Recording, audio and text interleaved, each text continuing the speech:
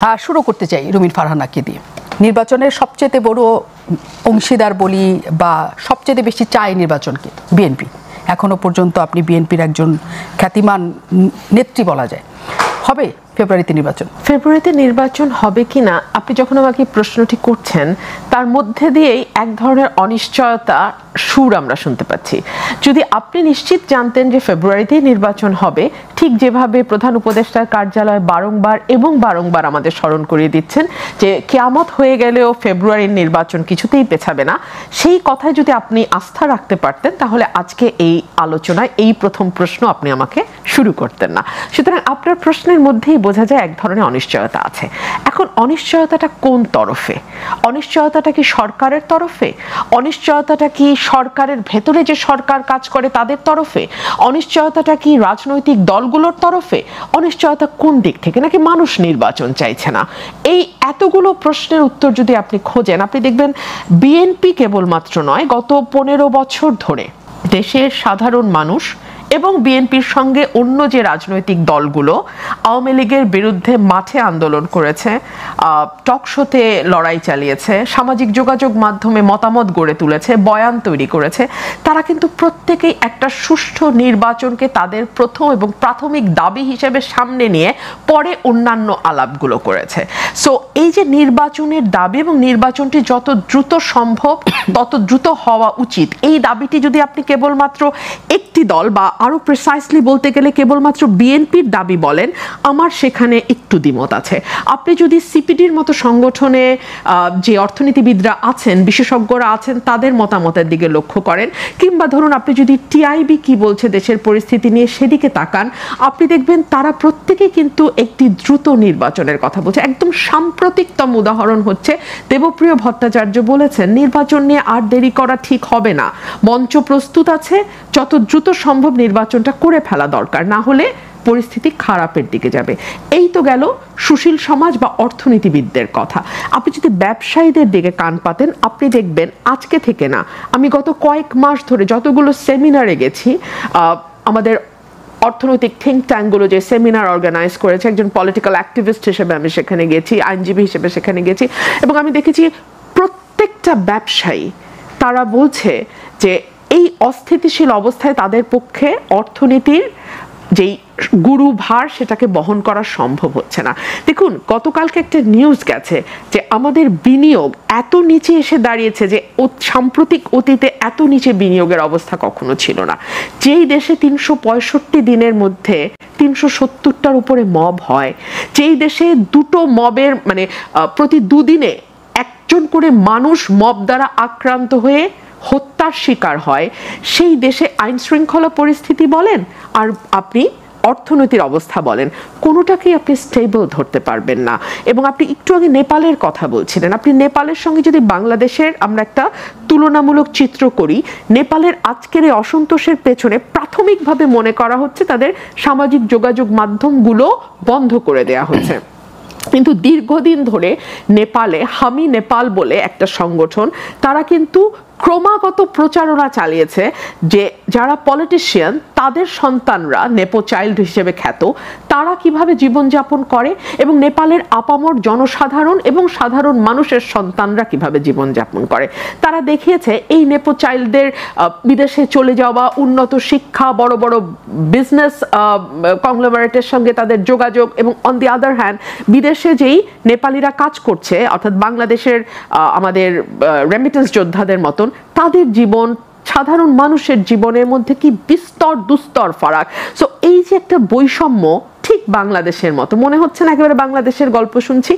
এই বৈষম্যটাই নেপালকে সামাজিক যোগাযোগ মাধ্যমে পরস্পর সংগঠিত হয়ে এই রকম একটা অভ্যুত্থানের জন্ম দিতে সাহায্য করেছে, যেখানে নেপালের প্রধানমন্ত্রী ঠিক বাংলাদেশের প্রধানমন্ত্রীর মতন ছেড়ে দিয়ে চলে যেতে বাধ্য হয়েছে। পরবর্তী অংশটা কি আমাদের মতো হচ্ছে? না, একদমই না। সেই জায়গাটাতে আমি আসছি যে ভূমিকাটা পুরোপুরি আমাদের মতন, কিন্তু মধ্যের অংশ আর উপসংহারটা আলাদা হয়ে যাচ্ছে। নেপালে যখন সুশীলা কার্কি দায়িত্ব নিলেন, সাবেক প্রধান বিচারপতি, তিনি কিন্তু দায়িত্ব নিয়ে প্রথম মন্ত্রিসভা গঠনের আগে নির্বাচনের তারিখ ঘোষণা করলেন। 1, 2, স্টুডেন্টরা কিন্তু পলিটিক্যাল পার্টি করবে না করলে অভ্যুত্থানের চেতনা নষ্ট হয়ে যাবে এমন কোনো বয়ান সুশীলা কার্কি দেয়া শুরু করলেন না। আমরা কিন্তু দেখলাম না সুশীলা কার্কি কোনো অনুষ্ঠানে যাচ্ছেন আর 4-5 থেকে 5 বছর আপনাকে 5 বছরই দেখতে চাই এমন কোনো ধ্বনি উঠছে, কিংবা আমরা দেখতে পেলাম না যে সুশীলা কার্কি কোনো মানে প্রোগ্রামে যাচ্ছেন কিন্তু তার উপদেষ্টারা, মানে তার তো এখনো মন্ত্রিসভা গঠিতই হয়নি, 3 বা 4 জনের হয়তো একটি মন্ত্রিসভা হবে, তারা পরস্পরে ফেসবুকে স্ট্যাটাস দিচ্ছে যে নির্বাচিত সরকারের প্রধানমন্ত্রী হিসেবে আমরা সুশীলা কার্কিকে দেখতে চাই। অর্থাৎ তিনি যে একটা স্পেসিফিক দায়িত্ব নিয়ে এসছেন এবং সেই দায়িত্ব পালন করে তিনি যে আবার তার আগের অবস্থানেই ফিরে যাবেন, এবং এই ব্যাপারে যে তার মধ্যে কোনো রকম দ্বিধা, দ্বন্দ্ব, লোভ, লালসা, ইচ্ছা, একটু হলে কেমন হয়, মন্দ তো হয় না, ভালোই তো লাগে, এরকম কোনো কিছু আমরা সুশীলা কার্কির মধ্যে লক্ষ্য করি নাই। এবং নেপালের ছেলেরাও জেন জি যারা, তারাও কিন্তু তাদের পড়ার টেবিলেই ফিরে গেছে, তারা একটা দল করতে বসে নাই। সো বাংলাদেশের সাথে বহু দিকে বহু পার্থক্য।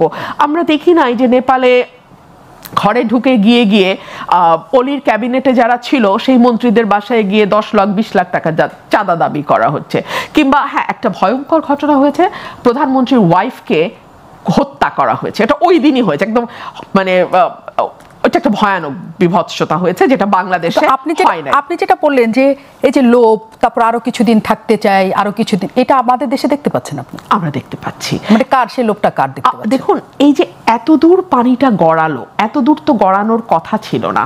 আপনি একটু শুরুর দিকে চিন্তা করেন, ধরুন প্রাথমিকভাবে আমরা কি দেখলাম? আমরা দেখলাম আমাদের প্রধান উপদেষ্টা যার প্রথম ঈদের নামাজে যখন গেলেন, তখন দুপাশ থেকে 5 বছর ধ্বনি উচ্চারিত হলো। সামাজিক যোগাযোগ মাধ্যম, যেটা কিনা এই সরকারের সঙ্গে অতি ঘনিষ্ঠ যে রাজনৈতিক দলগুলো, কিংবা ধরুন প্রধান উপদেষ্টা যে রাজনৈতিক দলটিকে গঠিত হতেই বলেছেন, তার নেতারা কিন্তু ওপেনলি বলেছেন বট বাহিনী তৈরি করতে হবে এবং সেই বট বাহিনী দিয়ে সকল রাজনৈতিক অন্যান্য দলের নেতাদের মুখোশ উন্মোচন করে দিতে হবে। তো সেই বট বাহিনীর যে তীব্র প্রচারণা আমরা দেখলাম, যে 5 বছর আমরা দেখতে চাই। ইভেন ডক্টর মোহাম্মদ ইউনূস যে দলটিকে তৈরি হতে বলেছেন, কারণ না হলে জুলাই স্পিরিটটা নষ্ট হয়ে যাবে, সেই দলের অন্যতম একজন মুখ্য সংগঠক সার্জিস আলম, উনি কি বলেন নাই যে ডক্টর মোহাম্মদ ইউনূসকে একটা নির্বাচিত সরকারের প্রধানমন্ত্রী দেখা আমার দীর্ঘদিনের শখ।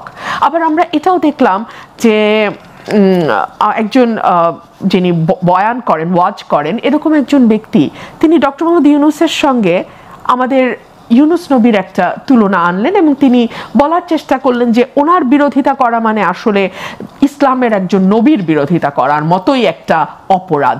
সো এই প্রপাগান্ডা বা এই প্রচারগুলো আমরা বুঝি, এবং এই কারণেই কিন্তু পলিটিক্যাল পার্টিগুলোর মধ্যে দীর্ঘদিন অবিশ্বাসের একটা ছায়া আপনি লক্ষ্য করেছেন। অনেকে প্রশ্ন করছিল যে বিএনপিকে প্রতিদিন বলা হয় যে ফেব্রুয়ারিতে, তাও কেন বিএনপি বিশ্বাস করে না? কারণ বিশ্বাস না করবার পিছনে এই ঘটনাগুলোর একটা এফেক্ট আছে, এবং সেই কারণে আপনি লক্ষ্য করবেন আল্লাহর কসম গেটলক বলা একটা বাস এক সময় মুরিট্টিনের মতো বাস ঢাকায় চলতো, হ্যাঁ, ইন্টারসিটি বাস। তো সেই আল্লাহর কসম গেটলকের মতন এই সরকারকে বারবার বলতে হচ্ছে বিশ্বাস করেন, হবে হবে হবে 3 বার। সম্ভবত একজন উপদেষ্টা এই 2 দিন আগে যে মিটিং, মানে যেই প্রেস কনফারেন্স হয়েছে ঐক্যমত কমিশনের সঙ্গে, যখন প্রধান উপদেষ্টা বক্তব্য দিয়েছেন, সেখানে খুব সম্ভবত আসিফ নজরুল বলেছেন ফেব্রুয়ারিতে নির্বাচন হবে হবে হবে, মানে আল্লাহর কসম গেটলক। কেন এরকম বলতে হচ্ছে? মানে ওনাদের কাজটা তো আসলে একটা সুষ্ঠু নির্বাচন দিয়ে বাংলাদেশকে গণতন্ত্রের ট্র্যাকে তুলে দেওয়া, পরে বাংলাদেশের মানুষ যাকে ভালো মনে করবে তাকে নির্বাচিত করে আনবে, তাদের হাতে বাংলাদেশের মানুষ তাদের দায়িত্ব অর্পণ করবে।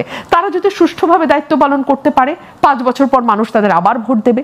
তারা যদি সুষ্ঠুভাবে দায়িত্ব পালন না করতে পারে, 5 বছর পর ভোটের মাধ্যমে তারা বিদায় হবে। আর 5 বছরে যদি তারা মানুষকে সন্তুষ্ট করতে না পারে, 5 বছরের আগেই আরেকটা আন্দোলনও তারা পড়ে যেতে পারে। কোনো কিছুই কিন্তু আপনি কোনো কিছু ফোর্সই করতে পারবেন না। তার আগে নির্বাচনটা আল্লাহর ওয়াস্তে, আল্লাহর ওয়াস্তে, আপনিও বলছেন আল্লাহর ওয়াস্তে। এবং এই জিনিসটা নিয়েই আমি আসতে চাই। আমাদের সাথে আজাদ মজুমদার আছেন, উপপ্রেস সচিব। অনেক ধন্যবাদ, আপনি আমাদের সাথে যুক্ত আছেন। অনেকগুলি পয়েন্টে তিনি কথা বলেছেন, শুধু শেষটা দিয়ে শুরু করি। আল্লাহর কসম গেটলক সার্ভিসের জায়গায় আপনারা আছেন কিনা?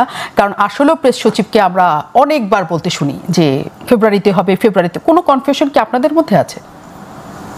প্রথমত এগুলো ফালতু কথা, আমি এই সব কথার আসলে কোনো জবাব দেওয়ার প্রয়োজন মনে করছি না।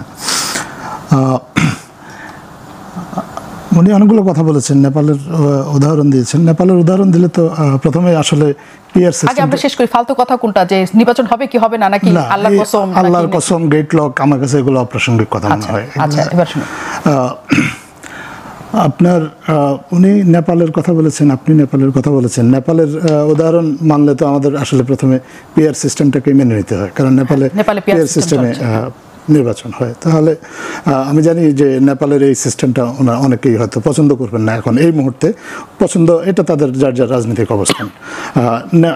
সো আমাদের ব্যবস্থা, রাজনৈতিক ব্যবস্থাটাকে আমরা যদি সব কিছু নেপালের সাথে মিলিয়ে দেখি, তাহলে আমার মনে হবে না। আমাদের দেশের বাস্তবতা একরকম, নেপালের বাস্তবতা আরেক রকম।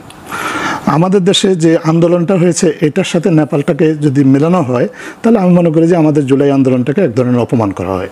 অপমান করা হয় এই কারণে যে আমাদের দেশে দীর্ঘ 15 বছর দুঃশাসনের পরে মানুষ রাস্তায় নেমে এসেছে। রাজনৈতিক দলগুলো অনেকভাবে চেষ্টা করেছে, তারা মানুষকে সেভাবে আন্দোলনে সম্পৃক্ত করতে পারেনি। একটা সময় এসে সাধারণ মানুষও রাস্তায় নেমে এসেছে, মানুষ অকাতরে প্রাণ দিয়েছে। এবং এই যারা যে প্রাণ দিয়েছে তাদের দেখেন এই গণহত্যাটা কিন্তু প্রায় কয়েক সপ্তাহ ধরে চলেছে। এবং নেপালে আমরা দেখেছি যে একটা হত্যাযজ্ঞের পরদিনই, হত্যাযজ্ঞ অ্যাকচুয়ালি যেদিন হয়েছে সেদিনই নেপালের স্বরাষ্ট্রমন্ত্রী পদত্যাগ করেছেন, পরদিন আপনার প্রধানমন্ত্রী চলে গিয়েছে। আমরা যদি আমাদের দেশের প্রেক্ষাপট যদি দেখি, আমাদের দেশে জুলাইয়ের 18 তারিখ প্রায় 100-র মতো মানুষকে গুলি করে হত্যা করা হয়েছে, কিন্তু আমাদের দেশে কেউ দায়িত্ব স্বীকার করেনি, এটা দায় নেয়নি। তারপর দিন একই রকমভাবে দ্বিগুণ উৎসাহ নিয়ে আসলে আমাদের সরকারি বাহিনী সাধারণ মানুষের উপর ঝাঁপিয়ে পড়েছে।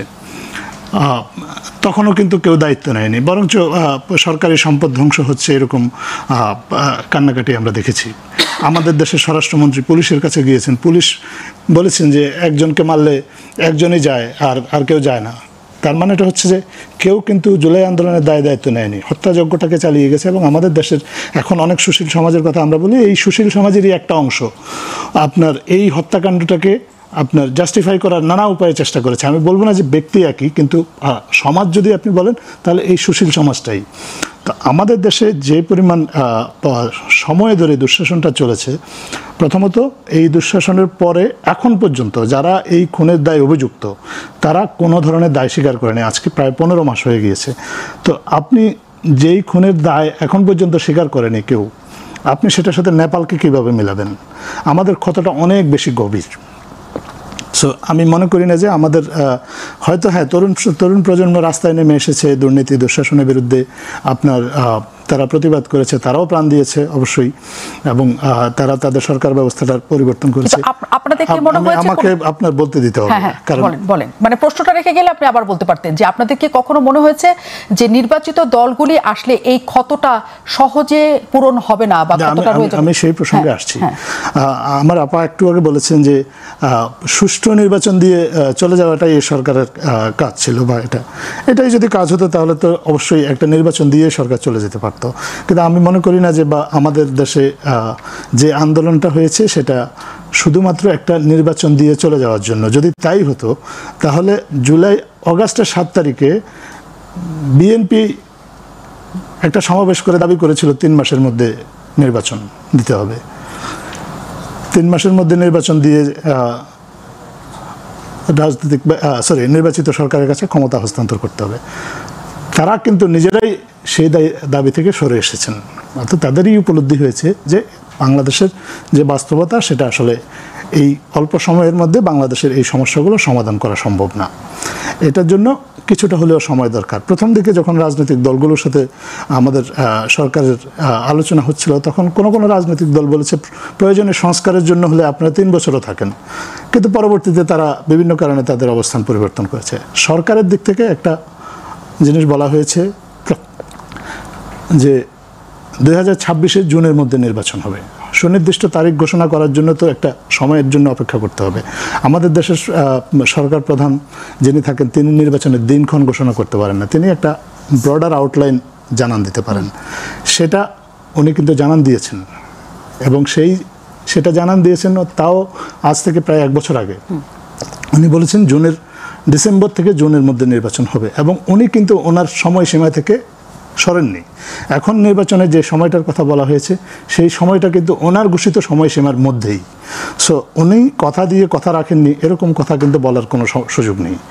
আর ওনাকে 5 বছর কে চাচ্ছেন বা কে ওনাকে নবীর সাথে তুলনা করেছেন, আমার মনে হয় না এগুলো নিয়ে আমাদের অহেতুক বিতর্ক করার প্রয়োজন আছে। প্রয়োজনটা এই কারণেই নেয় যে তাহলে সময় নষ্ট হবে। কারণ আমরা দেখি অনেক দলের অনেক নেতাকে বিভিন্ন সময়ে বিভিন্নজন নানাভাবে পীর বা আরও অনেক বড় কিছু সাথে তুলনা করেন। আমরা এগুলো নিয়ে আলোচনা না করি, আমরা বরঞ্চ যে জিনিসটা স্বাভাবিক, যেটা হওয়া উচিত বা যেটা হলে আমাদের দেশের জন্য ভালো হয় সেটা আমরা আলোচনা করি। নির্বাচন নিয়ে যে অনিশ্চয়তার কথাটা বলা হচ্ছে, এই অনিশ্চয়তাটা আমরা বারবার সরকারের পক্ষ থেকে বলেছি যে এটা নিয়ে কোনো অনিশ্চয়তা নেই এবং সরকারের পক্ষ থেকে নির্বাচনের জন্য প্রয়োজনীয় প্রস্তুতিগুলো নেওয়া হচ্ছে এবং এই প্রস্তুতিগুলো সবার সামনে দৃশ্যমান। এবং নির্বাচনের সাথে আমাদের রাজনৈতিক ব্যবস্থা পরিবর্তনের জন্য একটা জনগণের দাবি ছিল। জুলাই আন্দোলনে যারা অংশগ্রহণ করেছে বা জুলাই আন্দোলনকে যারা সমর্থন করেছে তারা সবাই চেয়েছে যে বাংলাদেশের রাজনৈতিক সংস্কৃতিতেই একটা পরিবর্তন আসুক। সেই পরিবর্তন কতটুকু সম্ভব হয়েছে বা কতটুকু সম্ভব হয়নি সেটা বিচার করে দেখবেন। আপনারা মিডিয়া আছেন, সাধারণ মানুষ আছেন, রাজনীতিবিদরা, সেটাও সবাই সেটা বিচার করে দেখতে পারেন। কিন্তু এইটার জন্য কিছু উদ্যোগ তো নিতে হবে। সেই উদ্যোগগুলো নেওয়া হয়েছে, কিছু সংস্কার কমিশন গঠন করা হয়েছে। তারা এই যে সংস্কার কমিশনগুলো গঠন করা হয়েছে সেখানে রাজনৈতিক দলগুলো সক্রিয়ভাবে অংশগ্রহণ করেছে। তারা যেই প্রস্তাবগুলো দিয়েছে এগুলো নানা পর্যায়ে বিচার বিশ্লেষণ করা হয়েছে। আপনার রাজনৈতিক দলগুলোর মধ্যে ঐক্যমত্য সৃষ্টির একটা বিপুল কর্মযজ্ঞ চালানো হয়েছে আমরা বলবো। আপনাদের মনে হয় অবশ্যই হয়েছে। আপনার ফেব্রুয়ারি থেকে এই যে ঐক্যমত্য কমিশন আজকে সেপ্টেম্বর পর্যন্ত নানা পর্যায়ে নানাভাবে চেষ্টা চালিয়ে যাচ্ছে, আপনি কি ওনাদের পরিশ্রমটাকে কোনো মূল্যায়ন করবেন না? রাজনৈতিক দলগুলো ঐক্যমত্যে আসতে পারেননি, এটা রাজনৈতিক দলগুলোর সমস্যা। কিন্তু যারা এই উদ্যোগটা নিয়েছে রাজনৈতিক দলগুলোকে, বাংলাদেশের বাস্তবতায় আমরা আগেও দেখেছি রাজনৈতিক দলগুলো একটা বৈঠকে বসতে চায় না, তাদেরকে 30টার মতো রাজনৈতিক দলকে একটা আলোচনার টেবিলে এনে দিনের পর দিন এই আলোচনাটা চালিয়ে যাওয়াটা, এই পরিশ্রমটাকে, এই উদ্যোগটাকে, এগুলোর কোনোই মূল্য নেই।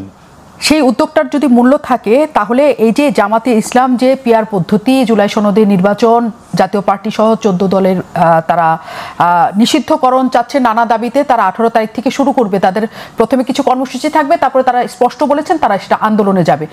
যদি জামাতে ইসলাম মনে করে যে তারা এইসব দাবি পূরণ না করলে ফেব্রুয়ারিতে নির্বাচনে যাবে না এবং তাদের সাথে নানা দলের ঐক্যমত তৈরি হয় এবং তারা যদি আলাদা একটা জোট গঠন করে তারা মিলিয়ে যাবে না, তারপরেও কি নির্ধারিত সময়ে সরকার নির্বাচন করতে পারবে? প্রথমত হলো এত যদির কোনো জবাব দেওয়া সম্ভব হয় না। আপনি এখানে 3টা যদি বলেছেন, এত ইফস এন্ড বাটস নিয়ে সরকার কাজ করতে পারে। আচ্ছা, একটা যদি আমি বলি, একটা যদি উত্তর দেওয়া যাবে। সরকারের সিদ্ধান্ত হচ্ছে এই সময়ের মধ্যে নির্বাচনে যাবে এবং আমরা বিশ্বাস করি রাজনৈতিক দলগুলোর সাথে এখন আলোচনাটা যে পর্যায়ে আছে তাদের মধ্যে যেটুকু মতপার্থক্য আছে এই মতপার্থক্য দূর করা সম্ভব এবং এই মতপার্থক্য দূর করে সবাইকে নিয়েই নির্বাচনে যাওয়া সম্ভব, এটা আমরা বিশ্বাস করি এবং সেই লক্ষ্যে বাংলাদেশের অন্তর্বর্তীকালীন সরকার কাজ করে যাচ্ছে। রুমিন ফারহানা, আজাদ মজুমদার যেটা বললেন, এইটুকু সংকট রাজনীতিবিদরা নিজেরা মিটিয়ে ফেলবেন সেই আশায় সরকার আছে। সংকটটা আপনার এইটুকু মনে হচ্ছে কিনা? আমি প্রসঙ্গগুলি বলি। এক হচ্ছে জামাত যেগুলো চাচ্ছে, জাতীয় পার্টি সহ 14 দল নিষিদ্ধ চাইছে, পিআর পদ্ধতি চাচ্ছে, জুলাই সনদের ইয়েতে চাচ্ছে তারা নির্বাচন এবং নির্বাচনের জন্য তারা লেভেল প্লেইং ফিল্ড চাচ্ছে। এইটুকু মনে হচ্ছে এটাকে, নাকি আরো মানে এটা বড় মনে হচ্ছে বিএনপির কাছে? এটা বিরাট কারণ ঠিক এই পর্যায়ে এসে এই দাবিগুলো তোলার পেছনে ডেফিনেটলি অন্য একটা উদ্দেশ্য আছে। এটা আপনি যেমন বুঝতে পারেন, আমি বুঝতে পারি, বাংলাদেশের সাধারণ মানুষও বুঝতে পারে। আপনি আমাকে বলেন তো, এই যে 15 বছর যে আন্দোলন হয়েছে, একটা ভালো ভোটের জন্য আমরা আন্দোলন করছি, সবাই মিলে করছি, জামাতে ইসলামও এই আন্দোলনে শরিক ছিলেন। ওনারা কি কখনো পিআর পদ্ধতির কথা বলেছেন? কখনো বলেছেন হাসিনার পতন হলে আমরা আগামী নির্বাচন পিআর পদ্ধতিতে করতে চাই? কোনোদিন তাদের মুখে আপনি পিআর পদ্ধতি নিয়ে কিছু শুনেছেন বা বাংলাদেশের মানুষ পিআর পদ্ধতি নিয়ে কিছু শুনেছে? শোনে নাই। গত এক বছরের 2/3 সময়েও কিন্তু আমরা পিআর নিয়ে খুব আলোচনা শুনি নাই। এটা রিসেন্টলি যখন নির্বাচনের তারিখটা সরকারের তরফ থেকে একেবারে সিল দিয়ে বলা হলো ডেফিনেটলি এটা ফেব্রুয়ারিতেই হবে এবং কোনোভাবেই এটা ফেব্রুয়ারি ক্রস করবে না, তখন আমরা দেখলাম যে দলগুলো বিএনপি বাদ দিয়ে ইসলামিক যে দলগুলো এখন পিআর এর জন্য কথা বলছে, তারা বললো ফেব্রুয়ারিতে নির্বাচনে ঠিক আছে। প্রথমে তারা একটু গাইগুই করলো যে লন্ডন থেকে ইনস্ট্রাক্টেড হয়ে এসে উনি নির্বাচনের তারিখ দিচ্ছেন, একটি দলের সঙ্গে আলোচনা করে নির্বাচনের তারিখ দিচ্ছেন, অন্য দলগুলোর মতামত উনি গ্রহণ করছেন না। অথচ কিন্তু এই কথাগুলো বলার আগেই কিন্তু জামাতের আমির নিজেই বলেছিলেন যে রমজানের আগে হলে ভালো হয় নির্বাচন। তখনও কিন্তু পিআর নিয়ে আমরা কিচ্ছু শুনি নাই। তারপরে যখন লন্ডনে জনাব তারেক রহমানের সঙ্গে বৈঠক করে এসে একটা খুব সুনির্দিষ্টভাবে সরকার বলে দিল যে কোনোভাবেই এটা ফেব্রুয়ারির পিছনে যাবে না, তখন প্রথমে কয়েকদিন তারা এই অভিযোগ করলো, তারপরে তারা পিআর নিয়ে একেবারে খুব সিরিয়াস মুভ হয়ে গেল। আপনি দেখুন পিআর পদ্ধতি যদি এই মুহূর্তে, নেপালের কথা আমার ভাই বলছিলেন, নেপালে 15 বছরে কয়টা সরকার এসছে? 12টা থেকে 13টা সরকার এসছে, আমি ভুলেও গেছি 12টা না 13টা। তো আমরা কি এইটা চাচ্ছি? এইটাই চাচ্ছি আমরা, এরকম পরিণতির দিকে আমরা যাই? বিশ্বের বেশিরভাগ দেশ পিআর থেকে সরে এসছে এই ধরনের সমস্যার কারণে, এবং বিশেষ করে আমাদের মতন দেশে এটা তো আরো অনেক বড় একটা সমস্যা। কেন সমস্যা? বিকজ আমাদের দেশে হর্স ট্রেডিং এর একটা সংস্কৃতি ছিল। হর্স ট্রেডিং মানে আপনি অন্য দলের এমপিকে টাকা দিয়ে কিনে নিলেন, পরের দিন সে সংসদে গিয়ে বলল আমি এই সরকারের সাথে আমার আস্থা নাই, অনাস্থা। এই হর্স ট্রেডিং এর কালচারের কারণে 70 অনুচ্ছেদ আমরা সংবিধানে আনতে বাধ্য হয়েছিলাম একটা সময়। এখন তো দলগুলো অনেকটা ফ্লেক্সিবল হয়ে বলছে না, দলের বিপক্ষেও ভোট দেওয়া যাবে 4টা জায়গা ছাড়া, কয়েকটা জায়গা ছাড়া। সো এইরকম একটা পরিস্থিতিতে আপনি নিজেও খুব ভালো জানেন পিআর হওয়ার কোনো কারণ নাই। পিআর দেশের জন্য মঙ্গলজনক নয়। বাংলাদেশের মানুষ পিআর এর সম্পর্কে কোনো ধারণাও নাই। বাংলাদেশের মানুষ পিআর এর ব্যাপারে একমত নয়। সো আপনি এখন এই কার্ডটা সামলে আনলেন বিকজ আপনি চান যে এই কার্ডটাকে দেখিয়ে আপনি আরো কিছু সময় কিনে নিতে পারেন। এই কার্ডটা দিয়ে আপনি কিছু সময় কিনতে চাইছেন। সেই সময়তে কি হবে? সেই সময়তে আরো বেশি সংগঠিত হবে। এখন হয়তো তাদের জরিপ দেখুন, প্রতিটা রাজনৈতিক দলের জরিপ আছে মুন্নি, প্রত্যেকটা পলিটিক্যাল পার্টি সে যত ছোট দলই হোক কিংবা যত বড় দলই হোক, তারা কিন্তু কয়েক মাস পর পর মাঠে তাদের জরিপ করে যে তাদের আসন কিরকম আসতে পারে, কোন আসন কিরকম, তার চেয়ে বড় কথা কোন সিটে কাকে দিলে জিতার সম্ভাবনাটা বেশি থাকে। এটা পলিটিক্যাল পার্টিগুলো করে, এটা বেসরকারি কিছু এনজিও আছে তারা এই জরিপটা চালায়, আর আছে সরকারি সংস্থা এনএসআই ডিজিএফআই, তারা মাঠে এই জরিপটা চালায়। আমি মাঠে কাজ করি বহু বছর, আমি জানি এই জরিপটা চলে। সো এই জরিপ, জামাতের যে হাইপ আমরা দেখতে পাচ্ছি এবং প্রশাসনে তাদের যেরকম একটা ইনফ্লুয়েন্স আমরা দেখতে পাচ্ছি, যেই মুহূর্তে নির্বাচনটা হবে সেই মুহূর্তে তাদের সত্যিকার অর্থে তারা আসলে কতটা সিট পেতে পারে সেটা বের হবে, এবং সেই সংখ্যাটি তাদের সম্ভবত খুব একটা স্বস্তিদায়ক বা আরামদায়ক সংখ্যা নয়। So they want to buy some time. এই সময়টা তারা যতটা নিতে পারবে, তারা নিজেদেরকে যেমন সংগঠিত করতে পারবে, একইভাবে তারা বিএনপির মতন পলিটিক্যাল পার্টিগুলোর বিরুদ্ধে অনেক বেশি সামাজিক যোগাযোগ মাধ্যমে প্রচারণা চালাতে পারবে, যত না ত্রুটি তার চেয়ে আরো 100 গুণ বেশি ত্রুটি। এই সময়টার জন্য তারা যদি রাস্তায় নামে, বিএনপি কি করবে? তারাও রাস্তায় নামবে? আমি জানি না বিএনপি কি করবে, আমি সত্যিই জানি না, আমার কাছে এরকম কোনো তথ্য নাই। তবে বিএনপি কিন্তু অনেক ছাড় দিয়েছে। আপনি দেখুন, প্রধানমন্ত্রী 10 বছরের বেশি কেউ থাকতে পারবেন না, মেনে নিয়েছে বিএনপি। 70 অনুচ্ছেদ মেনে নিয়েছে বিএনপি। রাষ্ট্রপতি প্রধানমন্ত্রীর ক্ষমতার ভারসাম্য মেনে নিয়েছে বিএনপি। মন্ত্রিসভা প্রধানমন্ত্রীর ক্ষমতা মেনে নিয়েছে বিএনপি। তারপরে আপনার সংসদীয় স্থায়ী কমিটির প্রধান, 4টা সংসদীয় স্থায়ী কমিটি বিরোধী দল থেকে হবে, মেনে নিয়েছে। ডেপুটি স্পিকার বিরোধী দল থেকে হবে, সেটাও মেনে নিয়েছে। বিচার বিভাগের স্বাধীনতা, তো আমাদের বিচার বিভাগ এখন নতুনভাবে আবার এই আমাদের প্রধান বিচারপতির নেতৃত্বে একটা মানে নতুন বিচার বিভাগের স্বপ্ন আমরা সবাই দেখছি। সো আমার মনে হয় বিএনপি কিন্তু অনেকগুলো ছাড় দিয়েছে। আপনি যদি জুলাই সনদটা দেখেন, 84টার মধ্যে ম্যাক্সিমাম বিষয় কিন্তু বিএনপি ছাড় দিয়ে দিয়ে দিয়ে দিয়ে একমতে এসছে। অল্প কিছু জায়গায় নোট অফ ডিসেন্ট দিয়েছে। তো এটা তো জনগণের সামনে স্পষ্ট। আপনি আপনার নোট অফ ডিসেন্ট দিয়ে কি কি কি কি আপনি মানবেন সেটা যেমন দিচ্ছেন, আমি আরেকটা পলিটিক্যাল পার্টি, আমিও আমার কোন কোন জায়গায় আমি গেলে বাস্তবায়ন করব সেটাও আমি বলে দিচ্ছি। মানুষ যাকে ভালো মনে করবে তাকে ভোট দেবে। ফর এক্সাম্পল, পিআর পদ্ধতিটা আনতে হলে তো সংবিধান সংস্কার করতে হবে। সংবিধান তো সংস্কার করতে হবে, আমার পুরো সিস্টেম চেঞ্জ হয়ে যাবে, তাই না? সেই সংবিধান সংস্কারেরও তো একটা ওয়ে আছে, সেটা তো পার্লামেন্ট ছাড়া আপনি পারবেন না। আপনি তো অর্ডিন্যান্স দিয়ে এইসব আলোচনা তো হয়েছে রুমিন ফারহানা, এইসব আলোচনা হয়েছে, হওয়ার পরেই জামাত সিদ্ধান্ত নিয়েছে তারা সেসব চায়। তাহলে এখন বিএনপি কি করবে? আপনি বলছেন আমি এখনো পর্যন্ত জানি না কি করবে। তাহলে কি বিষয়টা অনেকটা এরকম যে বিচার মানি তাল গাছটা আমার, এরকম একটা অ্যাটিটিউড কি আমরা দেখছি যে এই যুক্তিগুলো আমি শুনেছি, এই যুক্তিগুলো আমি বুঝেছি, যেহেতু আমার আর কোনো উপায় নেই, তাহলে এখন আমি পথে এটা সমাধান করব।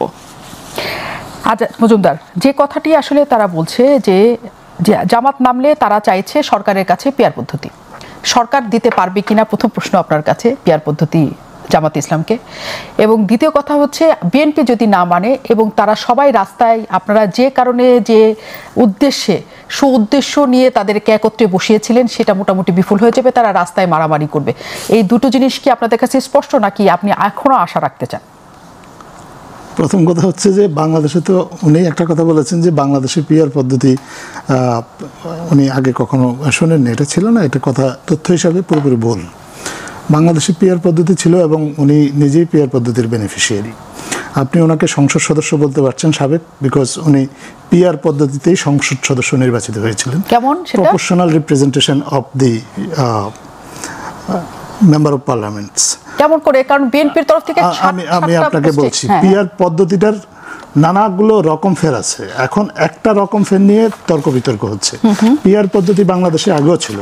আমাদের সংরক্ষিত নারী আসনের যে 50 জন সদস্য নির্বাচিত হন তারা কিন্তু পিয়ার পদ্ধতিতে নির্বাচিত হন। 300 জন সংসদ সদস্য যাদের হয় তাদের প্রপোর্শনেটলি তাদের মধ্যে থেকে 50 জন নারী সংসদ নির্বাচিত হন। এতদিন আমাদের সংবিধানে বা আমাদের সংসদে আমরা যেটা দেখেছি, এবং সেটার ভিত্তিতে আমার আপা উনি নিজেও সংসদ সদস্য নির্বাচিত হয়েছেন।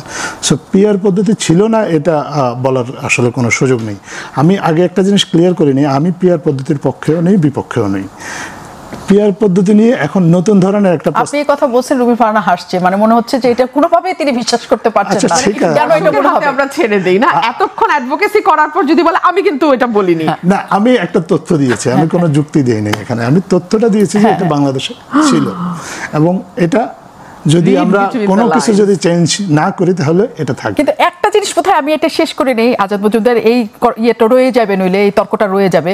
সেটা হচ্ছে 330 জন থাকবেন, কি বলে, নারী সাংসদ থাকবেন, সেটা একটা প্রপোর্শনের ব্যাপার ছিল।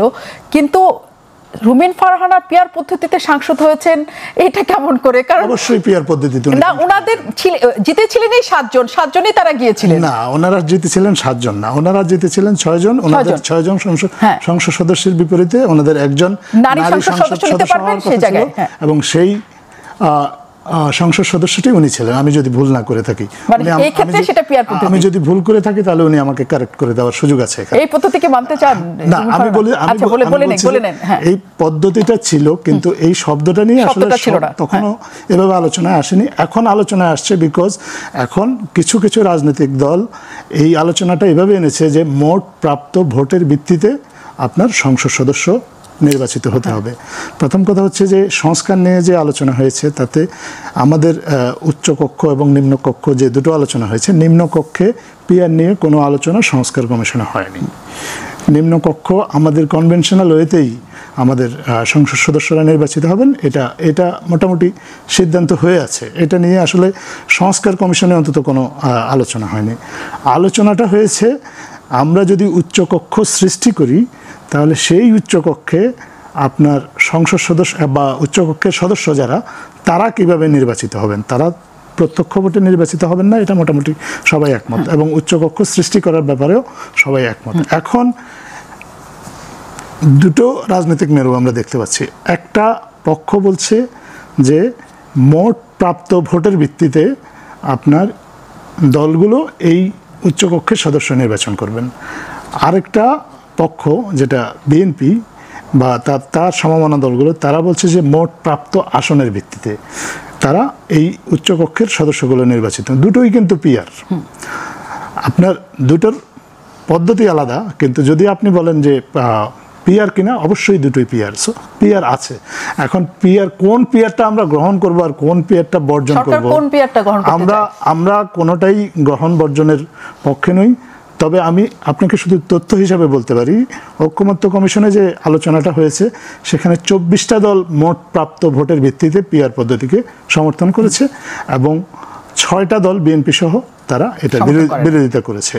সরকার একটা বেঞ্চমার্ক ঠিক করেছিল কতগুলো রাজনৈতিক দল আপনার একটা বিষয়ে যদি একমত হয় তাহলে সেটাকে কনসেনসাস হিসেবে ধরে নেবে।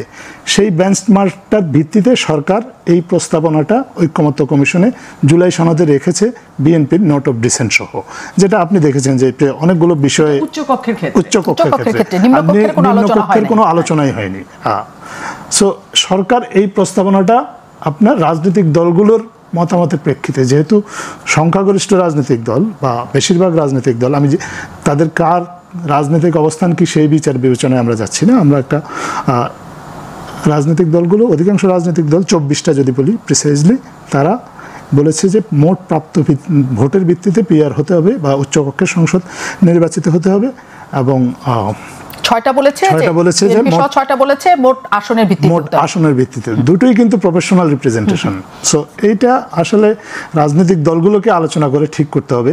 আর যদি রাজনৈতিক দলগুলো আলোচনা করতে না পারে বা এই বিষয়ে কোনো সমাধানে আসতে না পারে, তাহলে তো আমাদের সংবিধানে এই বিষয়ে একটা দিক নির্দেশনা দেওয়াই আছে, যেটা আমরা বিভিন্ন সময় বলে থাকি। আমাদের সংবিধানের একেবারে প্রিয়াম্বলের মধ্যেই বলা আছে যে আপনার সলেন এক্সারসাইজ অফ পিপলস উইল, যেটা মানে দেশের মানুষকেই তাহলে সিদ্ধান্ত, তখন গণভোট হবে, তখন গণভোট বা অন্য যে কোনো পদ্ধতি, কারণ অনেকগুলো পদ্ধতি কিন্তু আলোচনা হয়েছে।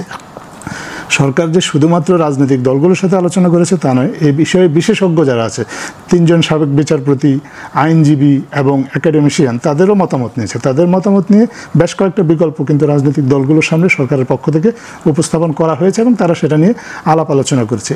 এবং ঐকমত্য কমিশনের মেয়াদ আপনি জানেন আজকে শেষ হয়ে যাচ্ছে, যদি আমরা হয়তো আশা করবো যে আরও অল্প কিছুদিন হয়তো মেয়াদ বাড়ানো হবে, কারণ কিছু জিনিস তো এখনো সমাধান হয়নি, বাড়ানো হয়েছে সেপ্টেম্বর 18 তারিখ পর্যন্ত। আচ্ছা, যাই হোক, আমি একেবারেই মানে এটা সম্পর্কে বাড়ানো হয়েছে।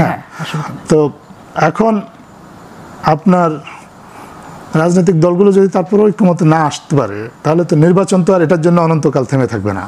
তখন যারা যেতে চাইবে তাদেরকে নিয়ে নির্বাচন হবে, নির্বাচন যাবে। এবং আপনার এমনকি আমরা মনে করি যে কেউ যদি জুলাই সনদেও স্বাক্ষর না করে নির্বাচনটা হবে। এই কারণেই হবে যে রাজনৈতিক দলগুলো কে কি অঙ্গীকার করেছে, কোন প্রস্তাবনার পক্ষে কে রায় মতামত দিয়েছে, এটা কিন্তু কোনো গোপন বিষয় না। এটা কিন্তু সরাসরি টেলিভিশনে সম্প্রচারিত হয়েছে, আপনার পত্রপত্রিকায় লেখালেখি হয়েছে, এটা মানুষ কিন্তু দেখেছে।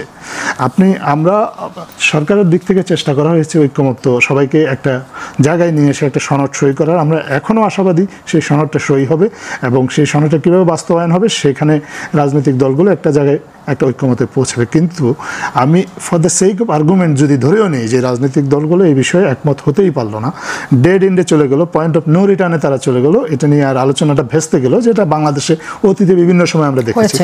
কিন্তু আমরা মনে করি তারপরেও রাজনৈতিক দলগুলোর যে যার যার রাজনৈতিক অবস্থান, কোন সংস্কারের প্রস্তাবের পক্ষে তারা আছেন, কোন সংস্কারের প্রস্তাবের বিপক্ষে আছেন, এগুলো মানুষ অলরেডি দেখেছে। প্রয়োজনে এগুলো আনুষ্ঠানিকভাবে মানুষের কাছে প্রকাশ করা যেতে পারে। তারপর মানুষ যেটা সিদ্ধান্ত নেয় সেটা গণভোটের মাধ্যমে দিবে নাকি কোনো কনস্টিটিউয়েন্ট অ্যাসেম্বলি তৈরি হবে, এই বিষয়ে সিদ্ধান্তগুলো নেওয়ার জন্য সরকারের হাতে কিছুটা সময় তো আছে।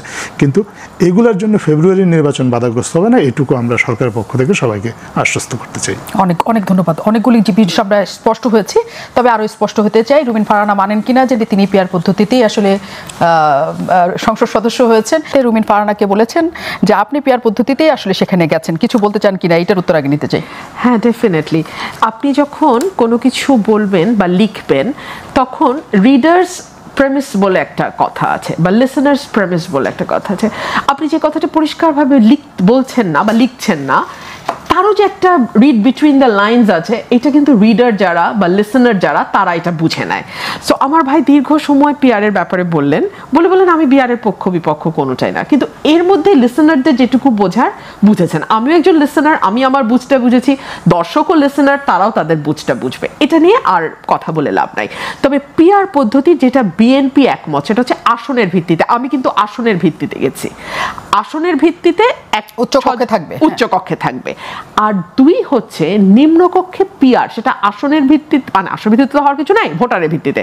এটা তো হয় নাই, আলোচনাটা তো টেবিলেই নাই। কিন্তু নিম্নকক্ষের ভোট ইয়ে নিয়ে পিয়ার নিয়ে কেউ কথা বলছে না এখন। জামাতের আন্দোলন যেটা সেটা কিন্তু উচ্চকক্ষের এই পিয়ার পদ্ধতি, যেটা হচ্ছে ভোটের বিপরীতে তার উচ্চকক্ষ তারা চায়। নিম্নকক্ষেও এখন পিয়ার চাইছে। আচ্ছা, তারা নিম্নকক্ষেও peer, that is very interesting. সরকারের ঐক্যমত কমিশনের টেবিলে নিম্নকক্ষের পিয়ার নিয়ে কোনো আলোচনাই নাই। হ্যাঁ, আমি সেটাই জানি। কিন্তু তারা এখন এই চাপটা তৈরি করছে যাতে নিম্নকক্ষেও পিয়ার পদ্ধতি হয়। এটা আর কিছুই না, যেই ব্যাখ্যা আমি আপনাকে দিয়েছিলাম, just to buy some time. তারা তো একই সাথে যে জাতীয় পার্টি এবং 14 দলে নিষিদ্ধ চাইছে, রাইট। সো সেটার সাথে কি বিএনপি একমত হবে? পিয়ার না হয় হলো না। দেখুন, কোন রাজনৈতিক দলকে কি আপনি সত্যি কাগজ কলম দিয়ে নিষিদ্ধ করতে পারেন? আজকে এই যে জামাতের বিষয় নিয়ে আমরা সকলেই আলোচনা করছি, এবং জামাতের ডাকসু, তারপরে জাহাঙ্গীরনগর বিশ্ববিদ্যালয়ের যে ফলাফল তারা করেছে, ল্যান্ডস্লাইড ভিক্টরি তারা পেয়েছে, এটা নিয়ে অনেক রকম তর্ক বিতর্ক আছে। আমি সেগুলো সব একপাশে সরিয়ে রেখে বলি, তারা খুবই ভালো ফলাফল করেছে এই দুটো বিশ্ববিদ্যালয়। এই দলটিকে কি 1 আগস্ট নিষিদ্ধ করে ফেলা হয়েছিল না কাগজে কলমে? হয়েছিল। লাভ হয়েছে কোনো? জামাতের নিবন্ধন বাতিল হয়েছে সেই কবে? কোনো লাভ হয়েছে তাতে? হয় নাই। কিন্তু 16 বছর তো তারা এক ধরনের চাপে ছিল, লাভ তো হয়েছে। যারা লাভ করতে চেয়েছিল 16 বছর সেই লাভটাতে ছিল তারা। মজাটা কি জানেন? তোমাকে বধিবে যে গোকুলে বাড়িছে সে। তারা তাদের ভিতরে মিশে গিয়ে এমন ভাবে ছিল যে তারা কখনো কল্পনাই করতে পারে নাই যে কে কার সাথে কোন পরিচয় কিভাবে মিশে যাচ্ছে। এটা তো এখন বাংলাদেশের রাজনীতির সবচেয়ে বড় আলোচনার বিষয়, যে কে কোন রাজনীতি আসলে করে। মানে আমি তো সাইনবোর্ড পুরাটাই পরিষ্কার, আপনার সাইনবোর্ডও সাংবাদিক পুরাটাই পরিষ্কার, কিন্তু আরেকজন যাদের নতুন নতুন মুখ দেখছে, আপনি একটা জিনিস লক্ষ্য করেছেন, ডেফিনেটলি আপনি ওই চেয়ারে বসেন, আপনার লক্ষ্য করারই কথা, অনেক নতুন মুখ আসছে। এই নতুন মুখগুলোকে 15 বছর কখনো কোথাও একটা টু শব্দ করতে দেখেছেন?